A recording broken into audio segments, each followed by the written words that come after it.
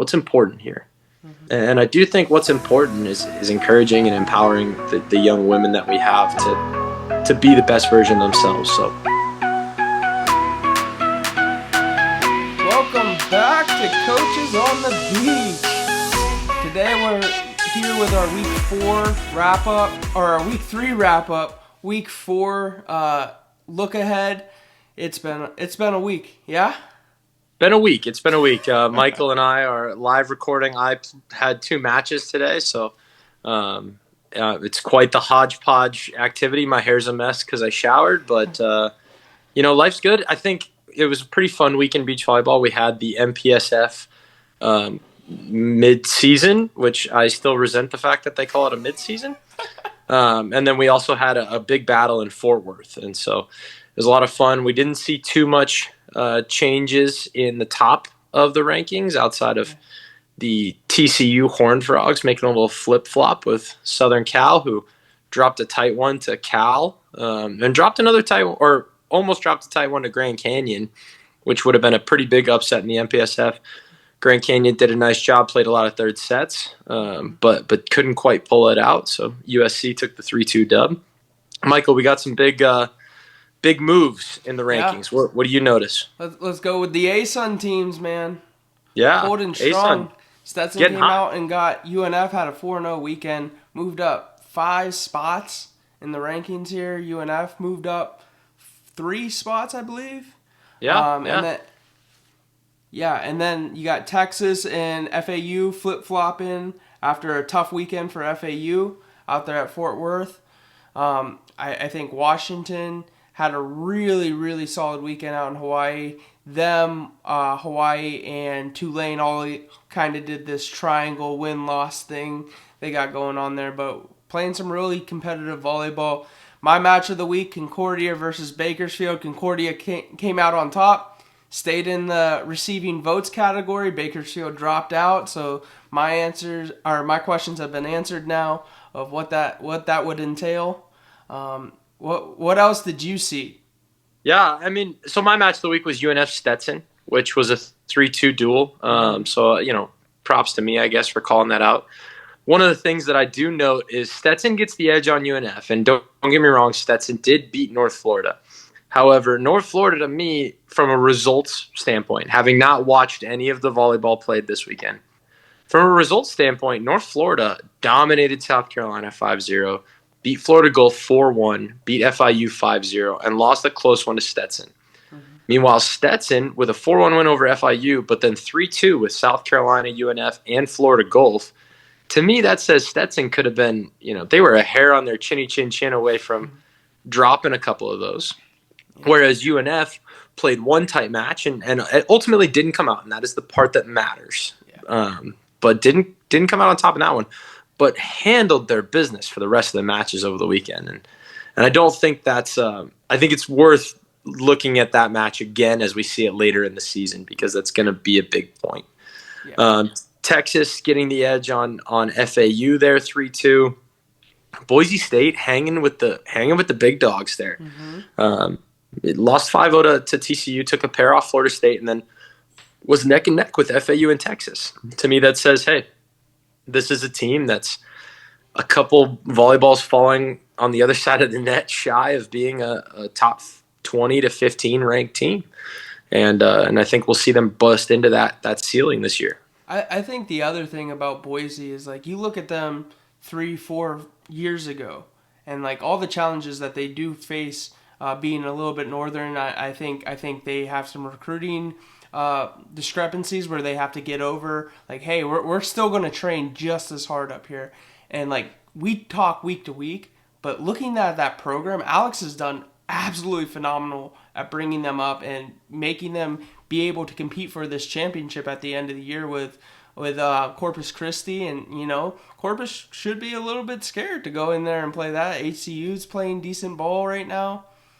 Yeah, Allison and Alex Bernardos have been there for many a moon, and obviously they got a little juice from Alex Luna this year. So Boise's definitely been preparing themselves to be the top dogs in the Southland, and Corpus has enjoyed that. And I think Gail has known. I mean, they've played Boise the last 2 years, I think, in the finals. or New Orleans maybe caught the edge a couple of years ago. But either way, it's been a nice tight battle, and I think they know they're coming, and it should be a fun Southland final. And I think whoever wins that Southland final might be poised for being the 15 seed, and not having to play that play-in game. Yeah. But time will tell on that. I agree that the ASUN experiencing the biggest jump. Washington getting that win over Hawaii, but falling to Tulane, dropping to Hawaii, but beating Washington. And then obviously Washington taking down Hawaii is such a fun, it's just such a fun weekend out there, and it goes to show anything can happen. Snub of the week might have to go to Georgia State, who went 3-0 and dropped 2 spots in the rankings. Neither here nor there. They'll have plenty of opportunities to show themselves going forward. FIU with a bit of a struggle weekend. I wouldn't anticipate that continuing. But Michael, we have a beach chair word. We like to give it out. Who do you got? Sir. I'm going to throw it out to Hector and TCU. They had a great tournament out there in Fort Worth, and they ended up coming out 4-0 on the weekend. Big wins on FAU. You mentioned the Boise match. I think they really deserve a week off, but they're not going to get it because it's spring break and they're going out to Florida now. Yeah, they're going out to Pompano. Worth noting, TCU 5-0 Florida State. Now, obviously, the scores were very, very close, so you like to think it could have gone either direction, but still, that's a statement dub right there. I mean, that's not a sleep on them victory. That's getting after it. Michael, how did you guys do this past weekend? You got to host. You got to be at home. Yeah, we did get to host, and that was definitely a fun experience. We had our senior night early on in the season. Kind of took that from you, just because that was our only hosting opportunity. But it was a really good experience for our team, for this group to be home for the first time ever. We had Lindenwood and UCA coming in, and we started out the weekend with UCA, got 0-5 real quick off the bat, and we had to reset ourselves. I think some of the distractions of being at home kind of what came in and played a factor in that. UCA was also dealing with some illnesses on their team, and they fought through it. So both sides had things going on. They just played better. They had that little bit more experience there. And then we rebounded back with Lindenwood. Lindenwood match was really, really windy for us. And I think that definitely benefited us, as they still have some indoor volleyball players that are figuring it out on the beach, and we've been practicing in the wind all week. So we ended up pulling it out there 3-2, and then came back on Saturday, and we faced Lindenwood first this time, UCA second. Wanted to see what that transition, what that adjustment period would look like for our team. And we did a good job at the adjustment, and we played both teams real tough, 2-3, both matches. We had our chances to win, we just couldn't finish. But I think there's that saying that always rings true in my mind, that I don't know whose quote it is, so if you can help me. But it's lose big, lose small, win big is the progression of a team. And I think we've come into that standard of losing small is where we're at, and that can be one of the most frustrating things for a team. Where I really want to tip my cap to our team is we're seeing these small losses, and we're seeing where we can get better, and that's where our team wants to focus. We're not so much focusing on, I missed this shot, and that could have cost us the match, or those types of little increments. Beach volleyball is beach volleyball. It's not an airless game. It's not a perfect game in any sense of the word, and I think our girls having that mindset of, hey, we're going to continue to progress, that's really going to help us towards the end of the year, and I'm excited to see what we can do this weekend for sure. Yeah, Michael, it'll be fun. I noticed I was popping through our record book here at Coastal Carolina at the start of the year just to see if there were any milestones that our team might hit. It's our 10th season, so I want to make sure we're on top of who's getting to 100 wins, who's getting to 50 wins, things along those lines. And one of the things I did notice was that we had a list of our records in 5-0 duels, 4-1 duels, and 3-2 duels. Our record in 3-2 duels going into this season was 43-43, which holds true in my belief that it is a 500 battle. So I think you earned yourself a 3-2 victory this weekend.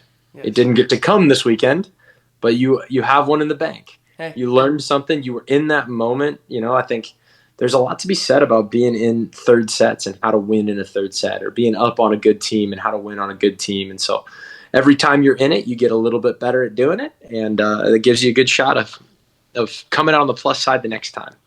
Yeah. So that's my philosophy. And I also want to kind of throw in there, I think part of the freedom that we're feeling as a team is we only have 10 players. Some people see that as a deficit, but for our team, like there is no bench that's going to come in. So you get to play with some freedom about you. You get to focus on what you need to work on, and then how that interacts with your pairing at the time. We are switching some pairs up and down here or there, but at the same time, like they know they have a little bit more freedom here. The leash is real long, because the only way I pull them is if we're forfeiting a match, and that ain't gonna happen.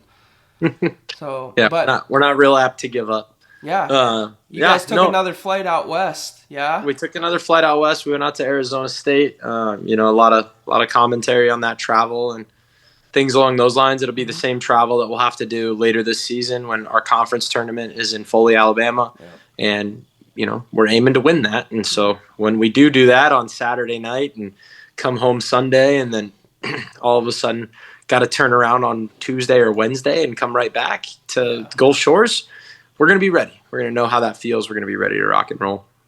It was raining in Arizona, so it was lovely weather. It's exactly what you aim for when you go to the desert. You think it's going to rain here and be cold. But no, I think we earned ourselves a couple 3-2 wins. Not this week, but we're going to get them at some point. Lost a tight one to Arizona, took wins at the 1 and 5, had some good ball all over.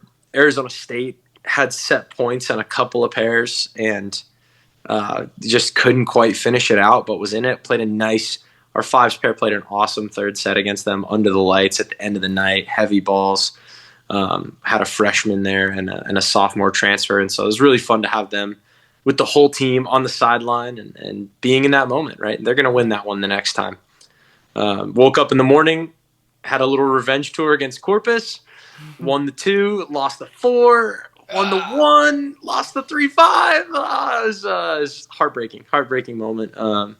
And then unfortunately suffered an injury, so pulled a lot of really fun lineup moves against Cal Poly, and did not. Turns out, believe it or not, really good at volleyball. The number 6 team in the country, no joke. They are legit, and they beat Arizona State later that day and 4-1, I think, and really proves that they're a legit contender for winning it all. Huge shout out to Piper Furch, the ones blocker, and then Izzy Martinez, the twos defender. Those guys were legit. There's a ball that went off of Piper's. Piper did a big split block on us, like guys indoor style, where she threw the arms really wide. And rightly so, Emma Kunis, our blocker for the ones, smokes the ball off of her inside elbow. You know what I mean? So it ricochets the opposite direction. Piper lands, crawls like 3 steps, pops it barely up enough for Inskeep to jump and snap a cut shot to the ground. And I was like, well, that's a point you're not going to win very often. That's hard to teach. I was like, if she can do that on the other side of the net, we are going to have to really earn these points. And turns out we did, believe it or not. Other highlight of the weekend was in the twos match there. We did lose the set pretty big. I happened to be on that court. We lost 21-5. Mm-hmm. And we had 2 of our more analytical players were on that pair. And we come to the bench and we're chatting. And I'm like, hey, here's what I think we can do to earn some side outs. Yeah, here's what I see. I think we can score some points here. Okay, great. Let's go out there and do that. And our twos blocker, Anna, one of our indoor players, former Gov. Yeah, I know. She goes, yeah, I'm just not really sure what I'm doing on defense. I said, Anna, we lost 21-5. We didn't get to play a lot of defense. It wasn't an opportunity we had very much. So that was a really great highlight. I was super stoked that she was thinking through every portion of the game. Yeah. But at 21-5, I didn't think we needed to. I didn't think our block and D was gonna win us that match. So it was a fun. Yeah, we could block a few more balls. And then today we just or Wednesday, I guess. So yesterday we just took down CotB 5-0 on a couple of them, which is nice to get back on the winning train. Yeah. But it's been a nice grind of a couple weeks, and Michael, you and I talk about it from time to time, and I talk about it with a lot of my coaching friends, but it can be hard. It can be hard. We put a lot of, not to get on my soapbox here, but we put a lot of time, effort, and energy into stuff. Trips to Arizona State, matches, senior nights, home events, right? They don't just appear out of nowhere. They take hard work. They take a lot of maneuvering from the coaching staff, and it can be pretty thankless. It can feel pretty thankless. We do a lot of this for the athletes, and I know this will shock anybody with small children, but sometimes young people say hurtful things and can say things that sting.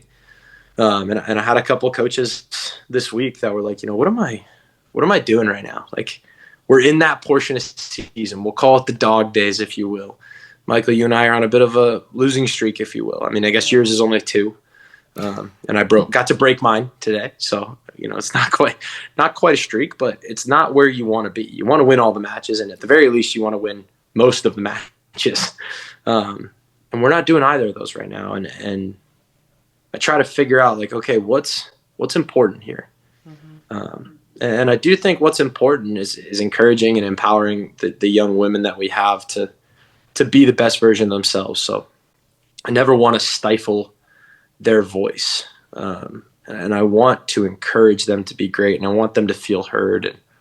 And sometimes that means taking it on the chin and hearing things that maybe I don't believe are true, but even if they believe it are true, I can live with that if I see them hold their head up high and speak it with confidence and speak what they believe is to be the truth. And there was a moment where I had an athlete over the weekend, and like I said, we had an injury at the Corpus match. Corpus, we played back-to-back with Cal Poly, and she got hurt in the second wave.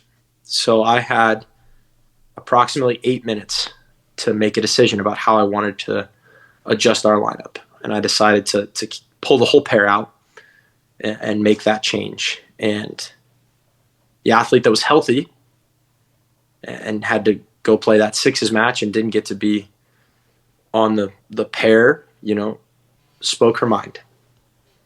And it was probably could have been said in a better way.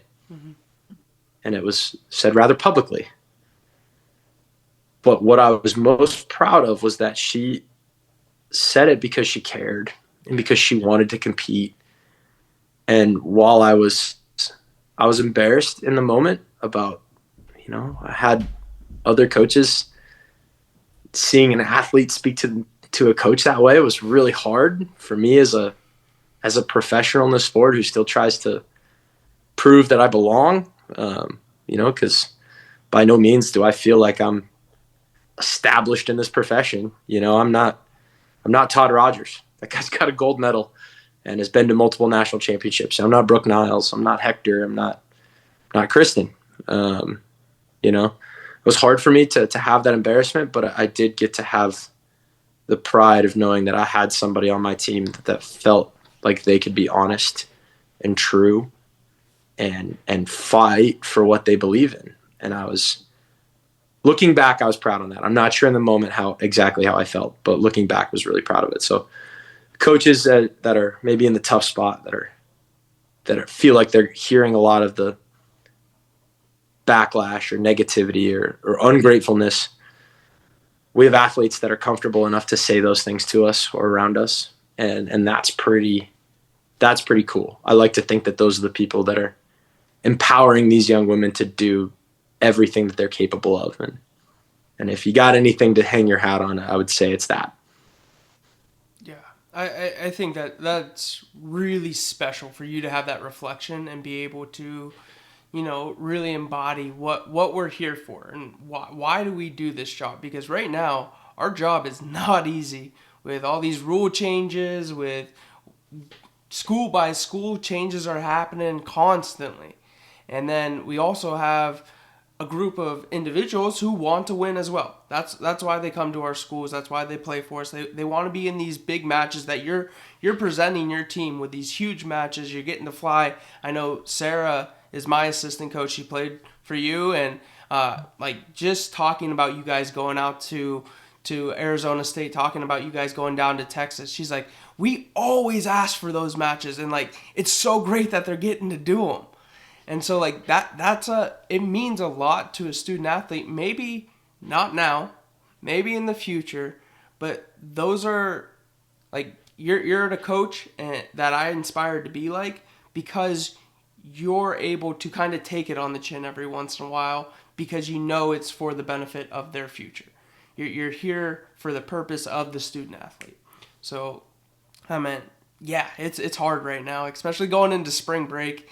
There's a lot of people that are out doing what they want to do. We're finishing up our spring break right now, and like it gets really tough because our season is a grind. You're playing 4 matches a weekend, then you come home and you get a day to rest, which you're kind of going in to get rehab recovery, and then Monday, Tuesday you're back at practice, Wednesday you're at practice, or you have games on Wednesdays, and then you're right back on the road the next weekend. So it gets really challenging, and it is nice to have such a close group of coaches that you can reach out to, and most of us are experiencing the same things, and we're able to be like, hey, we're going to be all right. We'll make it through it together, because I know this is a very lonely job to be a head coach, and if I didn't have the group of friends in the coaching world that I have, it would be super, super tough. Amen. But, in the effort of going forward, where are you going this weekend? Yeah, hey, there you go. Hey. We are off to Florence, Alabama. We are going to go see a fellow friend of the pod, Caleb Vanderpeer, down there. He's hosting for us. I have the schedule up on the screen right now, but it is most likely going to change. We have some severe weather coming through on Saturday, and I've never seen a coach take control like Caleb has, and I'm sure it's causing him a lot of stress and just trying to be accommodating to everyone coming in. But we'll have Missouri State, Chattanooga, Tusculum, and UNA, as well as Austin Peay at this tournament. The schedule might flip around a little bit. I believe right now we're scheduled to play Tusculum first, and instead of at 8 a.m., we're going to play at 7:30 a.m., and then we're going to try to fit in 6, 7, maybe 8 matches on Friday, leave everyone with 1 match on Saturday, so we can try to avoid this weather. But who knows what that's going to hold for us. I think this is a good week for adjustments for us. Getting to see North Alabama, they're in our conference. Getting to see Chattanooga, who from looking at past years, this is a team that we usually see 4 or 5 times a year. This year we're only seeing them twice. Missouri State, we'll see them at the same tournament that we're going to see Chattanooga at UAB towards the end of the season. So Tusculum's the only team that we won't see again. So getting to play them first and get a different team out there without the weather. But seeing how adjustable our team is. I mean, if we do find ourselves in that losers bracket come conference tournament, we might have to play 3 matches in a day to get there. So hey, why not do it now? But we're really looking forward to this challenge of going out to North Alabama. And again, Caleb Vanderpeer, if you ever want to go to a good hosted tournament, contact him and see when he's hosting. Get out to North Alabama. Yeah. Shout out Florence. And obviously I'll be looking at all the Austin Peay matches this weekend, but also a special one might be North Alabama, Chattanooga. I could be interested by that. That should be a fun competitive match. Like I said earlier, we played Catawba today, took a couple of dubs. So we're looking to start a winning streak on Saturday when we take on a conference foe, College Charleston. Then we got the host South Carolina Gamecocks, fellow, or I guess alma mater for Sarah and I. Yeah. Our Sarah Blomgren assistant, not his Sarah Rydell assistant. Too many Sarahs. Too many Sarahs. That's it. We're cutting all the Sarahs. Tell them good luck. Then Sunday morning we'll have Wilmington, another conference opponent. Played them in the semifinals last year. And then Eastern Kentucky, friend of the pod, Jeff Patton. We'll catch him to round out our tournament before we head home. Should be a fun one, some conference opponents. We beat South Carolina last time we played them. Obviously, Rydell was on that team, so it's a bit of a different squad now. And EKU looks like they're getting stronger and stronger. Yeah. Are you guys counting either this Charleston or the Wilmington match towards the conference rankings? Will this help or hurt?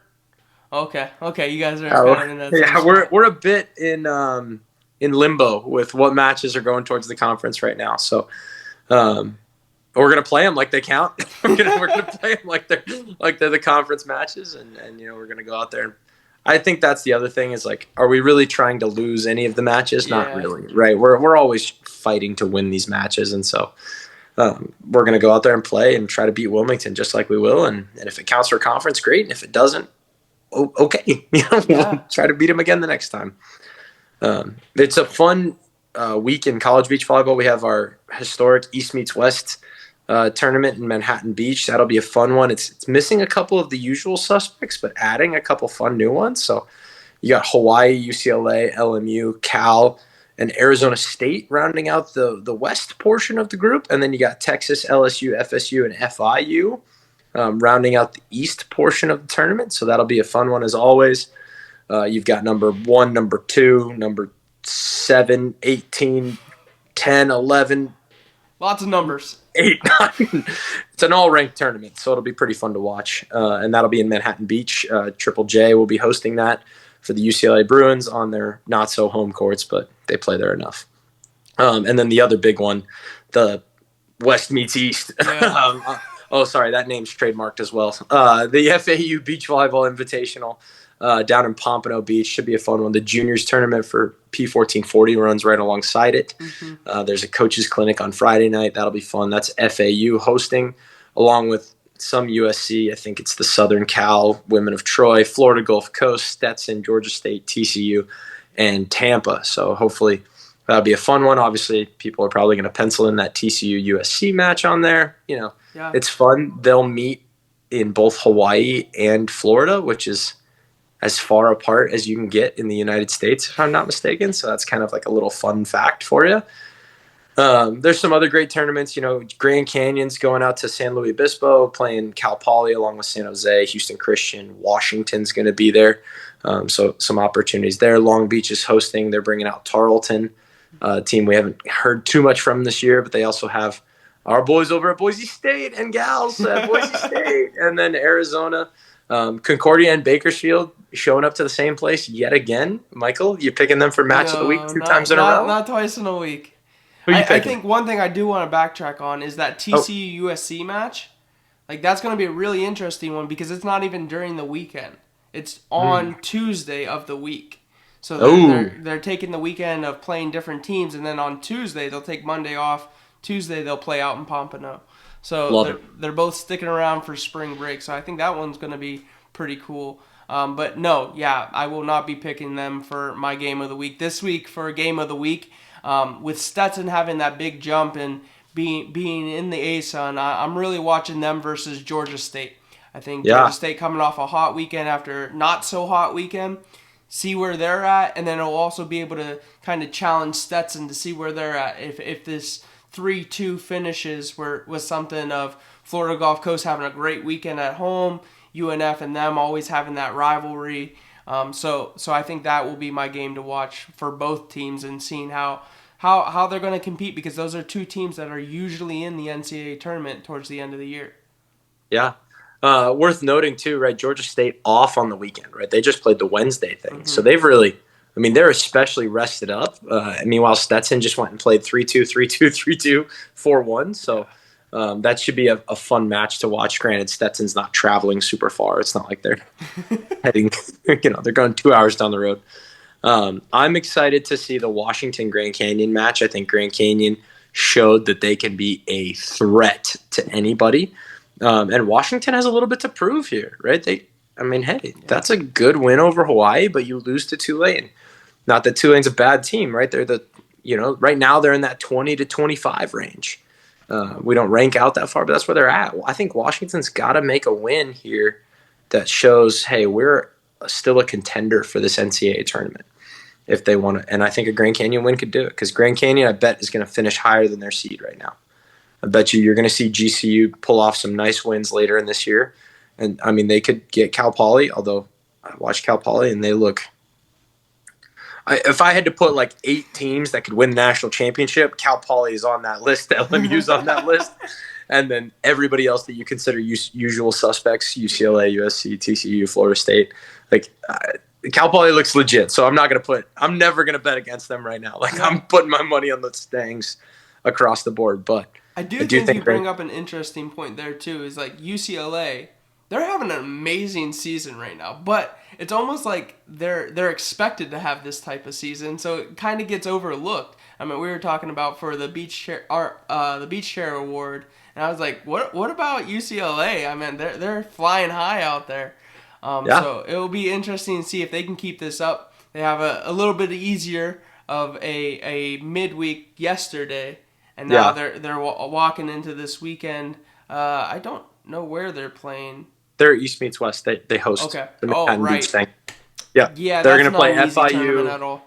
They're playing FIU, FSU, LSU, and Texas. But So yeah, I think they're playing some really good volleyball out there. So if you need another match to watch, that anything that UCLA is playing right now could be a really, really, really good match.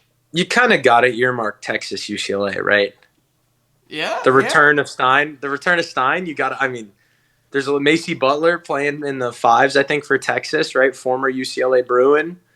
I think you got to mark that one down. That's Does a ESPN pick chance. this up and broadcast it like the Calipari going back to Going back to Kentucky, yeah, yeah. Arkansas came out on top in that one. So hey, there's a chance. There's a chance, but it'll be a fun week in beach volleyball. Yeah. I would strongly encourage any coaches, athletes, parents, or fans that are a little bit in the dumps because maybe the start of the season didn't go the way you want it. Remember, it's about the growth and development, and there is a light at the end of this tunnel, and it's not a train. It's going to be pretty great because we do work in this awesome sport. And if you need people to call, I bet you got the community because this community of beach volleyball is pretty rad. And if you don't, feel free to shoot Michael or I a DM. We'll jump on the phone with you whenever we got a chance. All right, man. That's a mic drop moment. So we will catch you next week. Thanks, Mike.